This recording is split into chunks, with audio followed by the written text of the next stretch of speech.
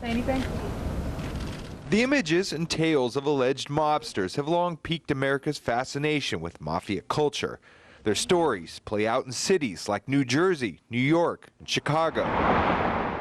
The closest San Francisco ever got to a big-name mobster was when Al Capone was imprisoned on Alcatraz. Capone supposedly sent people out here in 1931 to look into establishing themselves out here, and he said, no, the place is too tough. Although San Francisco has its share of crime, it's never been a true mob town.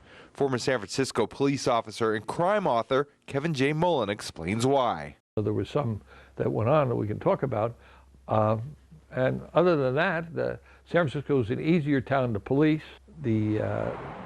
Bounded on three sides by water. The only way in was Transcontinental Railway, effectively, and the ferry boat, so you put a few cops in the ferry building and you can turn them back. Mullen says the 1920s killing of a San Francisco man by a group called the Black Hand sparked an early backlash against organized crime. The Italian community said, hey, we've had enough of this, and they started working together. Though the Mafia has mostly stayed in the background, gang violence is another story. Early in the city's history, gambling, prostitution, and the opium trade spawned tong wars in Chinatown. A recent report on California's organized crime found that powerful Russian, Asian, and Latino gangs continue to operate in the Bay Area.